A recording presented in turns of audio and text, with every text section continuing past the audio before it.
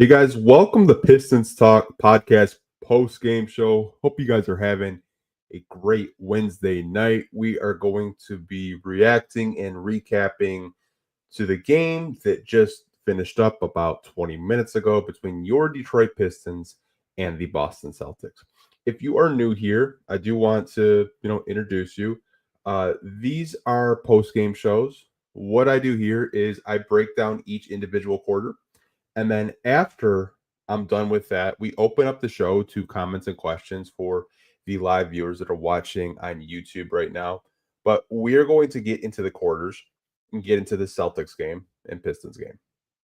So I thought with the first quarter, we looked a little gassed. Obviously, we played last night against the Milwaukee Bucks, but that isn't an excuse. And Boston is one of those teams.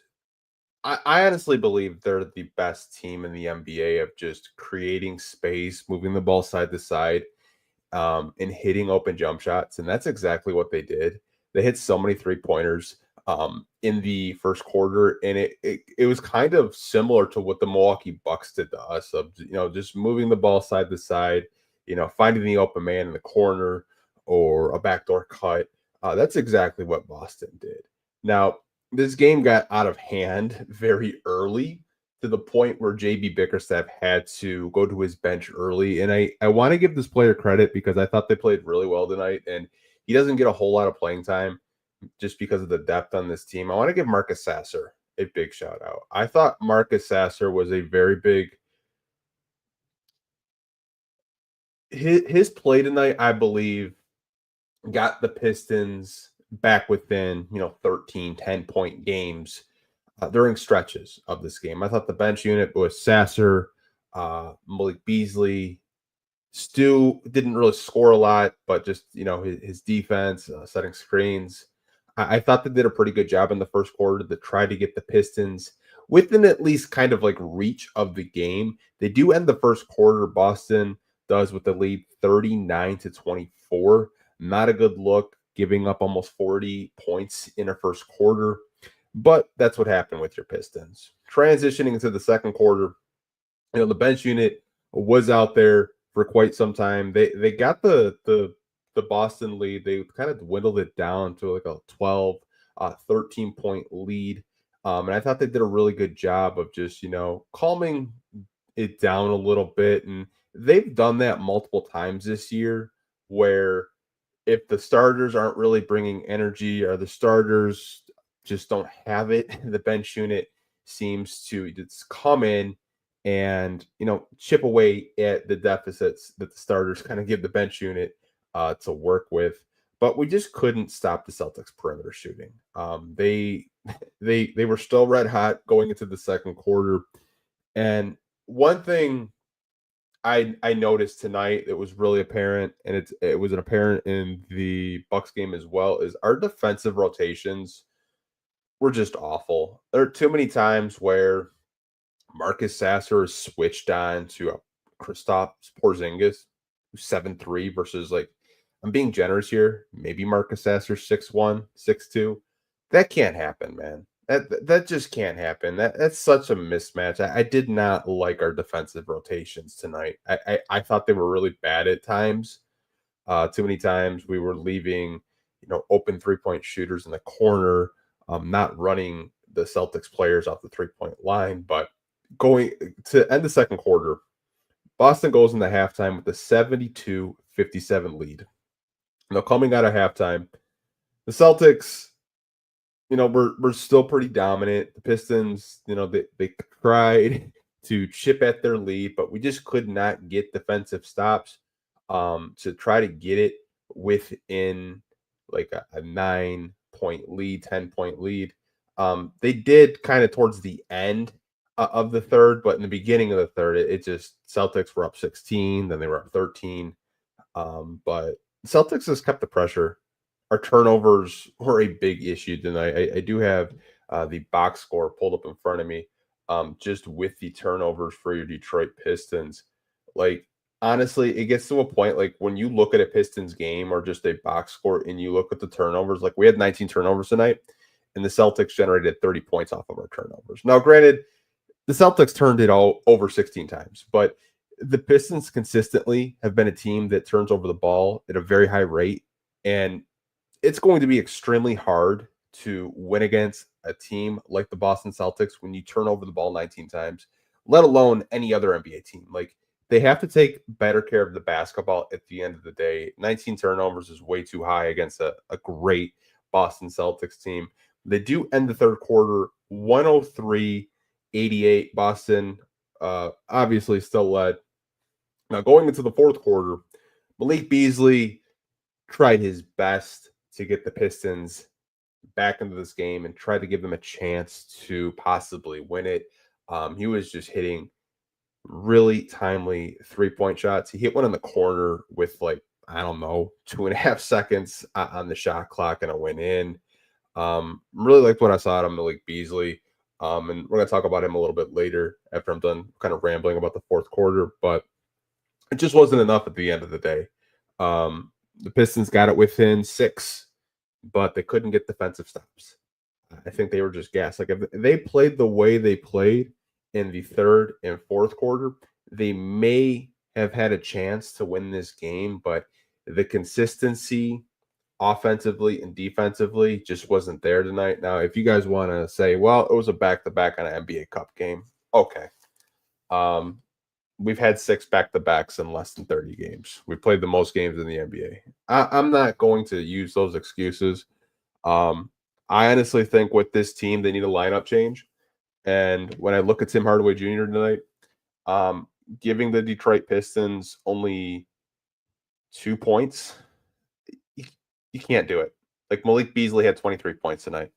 I think it's time for JB Bickerstaff to make a lineup change. I think Malik Beasley needs to be starting at small forward.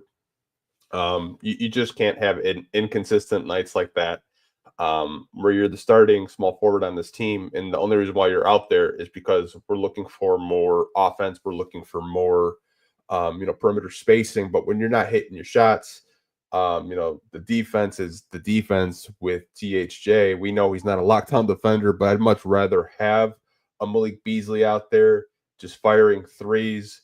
And he brings more energy personally. I think a starting lineup change is needed. And Jalen Duren, too. This was not a game where I felt good about talking about Jalen Duren tonight. We talked last week how he was starting to stack good games together, but these past 2 games, they've been pretty bad for him defensively. I'm starting to question, why don't we play Paul Reed more? Isaiah Stewart, he only scored 2 points tonight. But Jalen Duren's defensive effort, his closeouts, attention to detail defensively just wasn't there. And I know this is a very, very good team in the Boston Celtics, and so were the Milwaukee Bucks. But I mean, you have to give more energy and effort if you're going to be a starting center in this league. And I honestly think that that starting spot is not set in stone. I've told you guys that before. Would not surprise me if we see lineup changes. Is it Stewart? I doubt it's Paul Reed because he barely plays, but I think a lineup change is needed. It's just way too stagnant. You can't have your starting small forward only score 2 points, and you can't have your starting center just take plays off defensively and pick and choose when he wants to lock in. It's just way too inconsistent for me. I know I rambled a little bit, past the 4 quarters, but it's just kind of frustration. Trying not to lose my shit right now, trying not to yell. That game was very, very frustrating to watch, but I do want to get into the part of the podcast where it's comments and questions for you guys. Looks like we have over 35 comments right now live on YouTube. I'm going to take a quick commercial break, and then when we do come back, we'll get into your comments and questions and wrap this podcast up. We will be right back, you guys.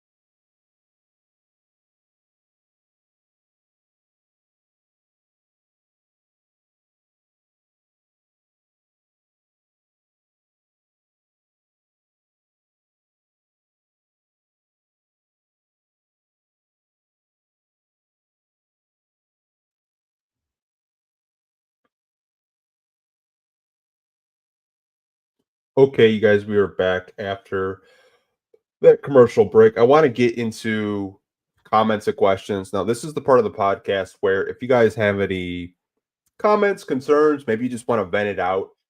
This could just be kind of a support group, a therapy session after your Pistons are now on a 3-game losing streak. So, yeah, three. Sixers, Bucks, Celtics. Yeah, 3-game losing streak. I had to think for a minute. I do apologize if I'm not as focused. It's 10:30 at night, and I kind of worked all day, but I do apologize if I'm not as focused. But let's kind of get into these comments and questions. I want to go to Johnny. He's got the first comment of tonight's post game show, and it says, "What makes this loss sting so bad is that Hauser got 20. Brown said in that infamous interview they can let Sam shoot 10 threes and they'll still win. He shot 5 out of 10 and they won convincingly." Yeah, I do remember that interview during media day, Celtics media day, saying when they play a team like the Detroit Pistons, they can just feature Peyton Pritchard and Sam Hauser and still win this game. Obviously, there was no Jason Tatum tonight. There was no Drew Holiday tonight. They were out due to injury. Uh, but what Jaylen Brown said is true. They don't really take a team like the Detroit Pistons seriously. And I know this is a Pistons podcast, and I should probably be really like upset or pissed off with what he said, but it's true. The Pistons played them really close at their place a couple of weeks ago. This game, I thought the Celtics were a little bit lenient in the second half. I thought they could have closed out the game much earlier. They kind of played at the fruit a little bit, but Jaylen Brown's right. They can just kind of go to the role players and just let them have their night. Let them, get their touches. Let them, have 10 3-point attempts and still win the basketball game. Really insightful by you, Johnny, for bringing that up. I actually had forgotten that, but thank you for reminding me of what Jaylen Brown did say during media day. But it is true at the end of the day. And as a Piston fan, it is tough for you to kind of like have these conversations. But until the Pistons beat the Celtics and shut Jaylen Brown and company up, I think they're going to continue letting Peyton Pritchard and Sam Hauser and Luke Cornett and other role players just kind of go out there and beat your Detroit Pistons at the end of the day. Next comment of the show goes to Dolly, and he says 7.7 rebounds, 1 block, 4 turnovers from Duren and Sue combined tonight. I think it's time to give Reed a chance. JB needs to have a better rotation on a back-to-back. I do agree with you. I'm still very puzzled by the Paul Reed signing. I went into the offseason, maybe much like you guys. Like, I didn't really think that Paul Reed would be a third-string center and get a bunch of DNPs. Like, I just didn't think that would be the case. He had his best season statistically with the 76ers last year. And the Pistons only play him in garbage time or if there's foul trouble or if someone's injured, i.e. Isaiah Stewart or Jalen Duren. In very small sample sizes, Paul Reed seems like he's a little bit more athletic, can put the ball on the floor, can shoot threes, set picks, defend. I don't understand it. I think he could give the Pistons some pretty solid minutes. Obviously, you don't want him to play like, starter minutes, but I think reserve minutes at least should be in consideration. I had read a report earlier this week that they may throw Paul Reed in trades for a salary filler just to kind of dump him. Like, if that was something that this front office planned on doing, is picking him up off waivers, trying to, put him in possible trades in these next 2 months, I guess that's a strategy. But at the end of the day, when you have both of your centers struggling to put points on the board, turning the ball over, maybe you get a look at your third string center. Maybe he can bring some energy. Maybe he's a guy that should get more minutes. I still remember the first Charlotte Hornets game. I thought he was really crucial in that fourth quarter. He had like 7 points in the fourth quarter by himself. I don't understand not playing him. Thank you for the comment, Dolly. I do agree with you. I think rotations, especially on a back-to-back, you have to be a little bit more strategic with it because you got the New York Knicks, I believe, this Saturday, who are another Eastern Conference powerhouse at the Pistons. Last time they played the Knicks, they got absolutely torched by Jalen Brunson and Karl Anthony Towns. So the games this week aren't doing the Pistons any favors. But again, Dolly, thank you for the comment, man. Appreciate it. I have a Cavs fan in here, and I saw him kind of chatting with you guys in the live chat. I do want to put his comment on the screen because I do think it's always great to hear from maybe outsiders that aren't Detroit Pistons fans. And this comes from Mo Cash. That is his YouTube username. And he says, Cavs fan here. I was happy with JB. I was happy when JB got fired. To me, he wasn't the right coach for the team. How he used his players was terrible. That was my only problem with him. Y'all are going to see in the future. Mo, I appreciate you, watching this post-game show, and I do appreciate your comment. I am going to kind of dissect your comment about JB. The Pistons went from Dwayne Casey to Monty Williams. Now, Dwayne Casey, for what it's worth, when the Pistons gave him a competent roster his first year, they made the playoffs, went 41-41. Obviously, they decided, hey, we want to rebuild, and the rebuild with Dwayne Casey, it is what it is. Like, they didn't really win a whole lot of games. Monty Williams was an absolute disaster. A lot of people didn't think that it could get any worse, but it did. They won 14 games. I think where you have to look at it from a Cleveland Cavaliers and a Detroit Pistons perspective is the Cleveland Cavaliers are a team, in my opinion, that should make the Eastern Conference Finals with the talent that they have. Having an all-star backcourt like Donovan Mitchell and Darius Garland, having elite rim protectors like Jared Allen and Evan Mobley, having complementary role players. I think the reason why Cleveland decided to move on from JB was they wanted more of an offensive mind, and that's what you're getting in Kenny Atkinson. That's why the Cavs have had such a great start to the season. They're a very good basketball team. But I think where Pistons fans are at and where the Pistons organization was at is a coach like JB can come in and instill good habits, instill a culture in which this organization really hasn't had a coach to come in and instill culture and get these guys believing in themselves. I mean, you'd have to go back to Stan Van Gundy in 2015-16 when they went 44-38, eventually to get swept by the Cavs, believe it or not, in the first round. But I think JB is a good coach for where the Pistons are currently at. And I also think Kenny Atkinson is a perfect coach for the Cavs where they're currently at. There's levels to this, and I think where the Cavs are at and where the Pistons are at, Cavs are way up here, and Pistons are down here. They want to get to where the Cavs are at, but I think I can understand why Cavs fans maybe were a little bit frustrated with the way JB would, run his rotations, maybe offensive sets, the way he ran things. But in my opinion, from an outsider looking in, as a Piston fan talking to a Cleveland Cavaliers fan, I think the goal for you guys should be is try to come out of the East and make the finals, because I think you guys have the talent, you have the coach, you have superstar and Donovan Mitchell. I just kind of think that's where I look at it. I don't know if Pistons fans watching this live right now agree with me, but that's just my opinion on it. I like JB as a coach. I like what he's instilling in these young guys, staggering Cade Cunningham and Jaden Ivey this season when Monty Williams was playing Killian Hayes over Jaden Ivey. And he's giving all these young guys chances and opportunities to grow each and every day. But I appreciate your comment, Mo. I just kind of wanted to spend a couple of minutes talking about it and kind of like my perspective on it. Maybe you agree, maybe you don't, but I do appreciate you dropping a comment, man. I want to get to Cliff, and he has a comment about Ron. And he says, Ron only does good things. His offense is not that bad. He actually finds ways to score. I really appreciate this comment, Cliff, because I thought tonight Ron was the Detroit Pistons' best perimeter defender. To tonight.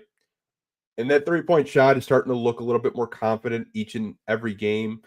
And the one thing I like about Ron, and you had mentioned it, is he does good things and he puts himself in positions where he's scrapping for loose balls. He's trying to crash the glass, cutting. He does like all the little things that might not show up on a box score. And at the end of the day, that is something that you cannot teach. That is something that you're just born with. I really liked individually what I saw out of Ron Holland tonight. Obviously, Noah Sar Thompson, because the Pistons are being careful with his conditioning, giving him a day off. But at the end of the day, I really liked what I saw out of Ron Holland, just from an individual standpoint. If you kind of wanted to just like look at individual performance, I thought Ron out there, especially Caden, Tobias, and Malik, had very solid games against the Celtics tonight. I have a comment from Devon. He says, if the Pistons become a top 15 defensive rate team at the end of the year, does that make this year a success? Great question, Devon. Appreciate it, man. I would say yes, because given what they were last year, they were a piss poor defensive team. If you can kind of be middle of the pack, that is a moral victory that you can take. Saying, okay, we were, 25th, 26th in defensive rating last year. We're top 15. Now let's try to stack it and get to top 10. If you guys do remember, the Pistons about 2 weeks ago were top 5 in defensive rating because they were rebounding the basketball. They had a really slow pace, which probably kind of helped their defensive rating. But they were, in the conversation of having an improved defense. I thought November for the Detroit Pistons were it was a pretty good November, in my opinion. I mean, you haven't had 8 wins since the Blake Griffin year when you made the playoffs.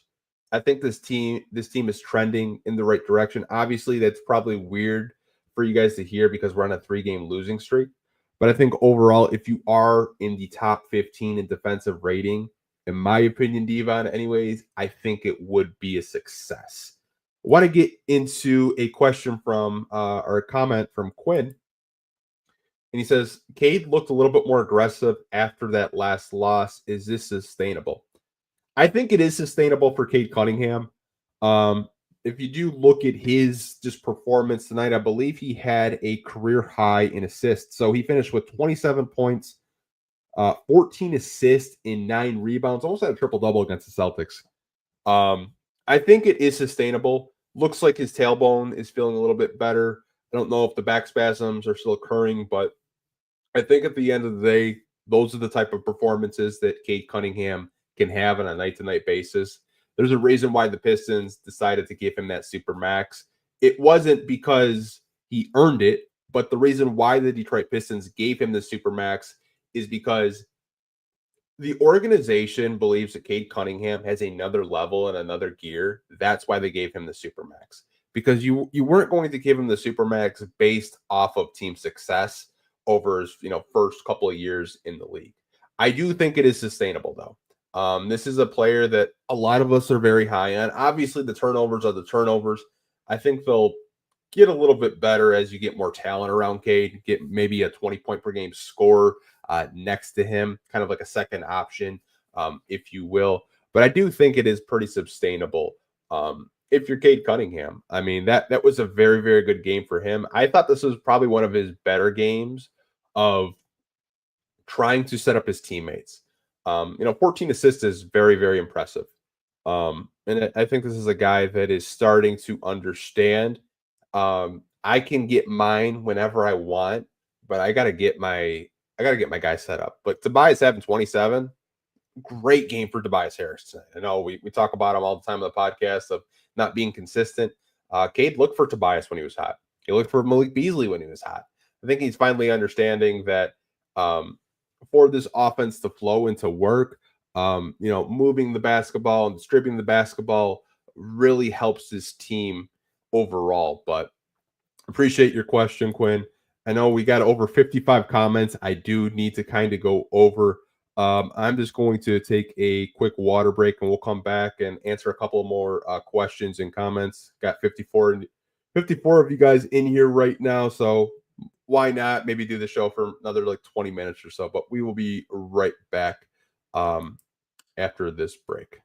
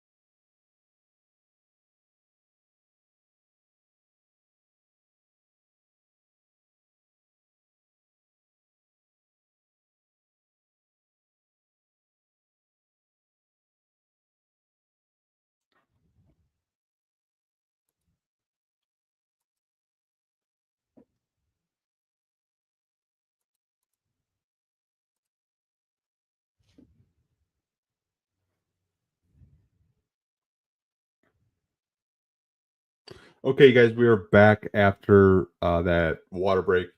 I do want to get into some more questions and comments. I do appreciate you guys watching this live stream. Appreciate you guys just chilling with me after that really tough Pistons loss. Kind of just have this as a support group. We can, just kind of vent about the game and just kind of talk about our Detroit Pistons.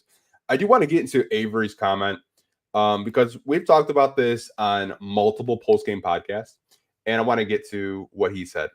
He said, I believe we need a veteran point guard to help close the show and teach Cade the way versus we keep losing these close ones. Thank you for the comment, Avery. We've talked about this a couple of times on these post-game shows, also on the weekend podcast that we do. I do think that, adding a veteran point guard is so crucial. And, we've mentioned guys like Lonzo Ball, who, is on an expiring, Malcolm Brogdon, Dennis Schroeder. Alfred Payton just cleared waivers, and he's 30 years old. And he did pretty well with the New Orleans Pelicans. I think there's a lot of options out there for the Detroit Pistons. Now, if you want to just be cheap and try to claim Alfred Payton off waivers, I guess that could be your veteran backup point guard. Or if you're Trajan Langdon in the front office, do you try to see what you can get in the trade market?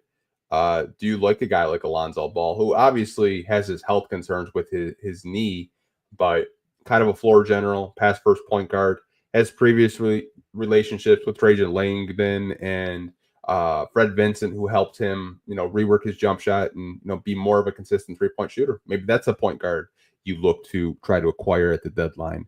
Do you look at a guy like Dennis Schroeder, who's on a cheaper deal, but it's kind of a score first point guard, but can distribute, and is a little bit older. Maybe that's an option. We've talked about Malcolm Brogdon as well. A lot of you guys really like the Malcolm Brogdon idea, being a guy that has played for some good teams. It wouldn't really mind coming off the bench, being a vet. I mean, that's what he's doing right now with the Washington Wizards, who are going through their rebuild. He's on an expiring deal. He's a veteran. He's been around the league for a couple of seasons.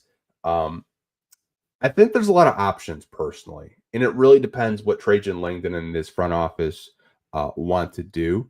They may just want to see what Marcus Sasser can do over these next couple of months and see long term, can we develop him into a point guard, or is he just a score first guard that we can bring off the bench? Me personally, I would look toward the trade market. I think this is probably going to be one of the most active trade deadlines in recent memory. Every day, I read stories about teams wanting to, offload on their bad contracts because they don't want to go into that first and second apron. I would not be surprised If your Detroit Pistons are one of the more active teams of, trying to possibly get draft assets, young players, compensation for their expirings, and also trying to improve the roster. Maybe you look and try to get a stretch five as well. Try to see what this team could look like with a center that can shoot threes. Maybe you look to see what a veteran point guard could do for your young guards and Jaden Ivey and Cade Cunningham. I think what you bring up, Avery, is very, very important. We've talked about it at nauseum, and I'm probably going to talk about it for the next 2 months until the trading deadline is over. But I think at the end of the day, you still have an available roster spot. You still have cap space available. I expect this team to make deals at the deadline. And I think it's going to be very, very exciting for us Pistons fans to kind of dissect what we could possibly do, what positions we feel that this team needs at the end of the day. But thank you for the comment, Avery. I want to get to a couple of more. And this is from Case Cracked. Shout out. He says, it's obvious this team needs a shakeup at the deadline. I'm sick of watching Ivy and Duran flounder and just not string together good games. Ivy has been shit since hitting the game winner. Yeah, Ivy has definitely struggled. I do want to say that after that game winner, he has not brought his best offensive and defensive games, especially tonight with him. He kind of got a little handsy in terms of defending. Like he was like grabbing onto players just to kind of stay in front of them, which, the referees were just going to call a foul on that. Just the way he was defending. But I do expect the Pistons to be pretty active at the deadline, Case. I just don't really know like how aggressive Trajan may be at the deadline. Duran, for what it's worth, he's been pretty inconsistent throughout the season. I thought last week was probably his best season. Last week was probably his best games collectively throughout the season, but overall, he's just not been focused. He's been probably one of the Pistons' worst defenders in terms of just protecting the paint, not communicating. Closeouts have been really bad. Ivy, I can give a little bit more leash because at least he's had games this season where he's shot the ball well, he's defended well, he's distributed well. I just think right now he's kind of going through that rough patch of games. I hope it doesn't last too long, but in terms of, Duran, I just think he's playing just not good basketball right now. He's a guy that I think a lot of us are very frustrated with. And the reason why we're so frustrated is it's the effort. The effort's just not out there. Like he picks and chooses when he wants to play. And I don't like that. Especially if that's going to be your starting center that could be extension eligible this summer if you decide to, give him a contract extension. I think, 20 some odd games into the season, I don't think he's earned a contract extension from the Detroit Pistons. I just don't. I think he has to play a lot more consistently on both ends of the floor if he wants to get extended by the Pistons. His effort for a majority of the season has been really, really bad. TNT, Tobias' best game of the season in terms of points scored. Yeah, I would say like the shooting for him, this is probably his best game of the season, in my opinion. Just because he's had games where he's laid eggs and it hasn't really been like what you want because you paid this guy over $20+ million to come here to kind of be a vet and be a secondary option next to Cade Cunningham. I thought tonight Tobias really looked for his shot, really wanted to like win this game. Like he was crashing the glass. If they were running him off the 3-point line, he was just, giving, effort. Overall, I thought this was one of his better games in a Pistons uniform since the Pistons did re-sign him this summer, but just need more consistency out of him if the Pistons want to, play, meaningful basketball. I'll do a couple more questions and comments, and then I'll probably wrap this podcast up. And I don't think I'll be seeing you guys until Saturday, so we'll be taking a couple days off. There will be content on this YouTube channel for you guys to watch. throughout the season with that.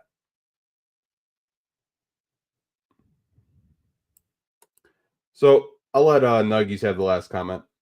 He said, if we go for Ingram, we are going to be the Zach LaVine, DeRozan, Vooch Bulls without Lonzo. I do not want to deal with that. So how am I going to kind of dissect this? I get what you're saying in terms of Brandon Ingram is a very good player, but I hear this term all the time with you guys. He's not a needle mover. Brandon Ingram's not a needle mover. He doesn't really, elevate us from like, we'll just use like a grade analogy, like going from like a C to like an A, right? I think Brandon Ingram could be a 20-point per game scorer, but the problems you have with him are health, availability, and if you guys have been paying attention, he just ditched leaving his sports management. He was at Excel to Clutch Sports. And he wants to get paid. I think everyone knows that. Even Pistons fans know that Brandon Ingram wants to get paid. He's on an expiring $36 million deal. The Pelicans trade him, they have to pay a 15% kicker. I like Brandon Ingram as a player. I think ideally, if you're Detroit, you're looking for a secondary player to play with Cade Cunningham, so he doesn't have to have such a high usage rate and have the ball in his hands like 100% of the time. But I don't know if Brandon Ingram is that secondary star, all-star type player that maybe the Pistons want to go after. And I do think if the Pistons want a all-star type player, you're not getting it in free agency. You're getting it via trade. I think Brandon Ingram's name, we've talked about it all summer. We've talked about it, throughout the season. I'm intrigued, but I'd only be intrigued if I knew what the price point was. And I don't know what he's going to demand this summer in free agency.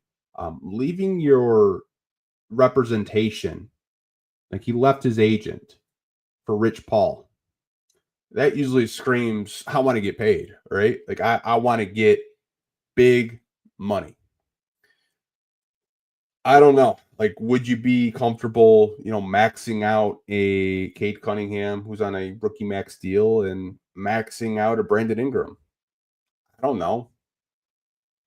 Does that get you from, let's say you're a play-in team this year to maybe a, 6 through 8 seed? Is that what you really want to do? I'm not sure. I don't have all the answers. I'm not going to sit up here like I do you guys. But I do like Brandon Ingram as a player. I don't really know if there's any disgruntled stars, outside of Ingram, this season that the Pistons could possibly get. I think the reason why we talk about Ingram so much, especially on this podcast, is basically he played for the Pelicans. He plays for the Pelicans.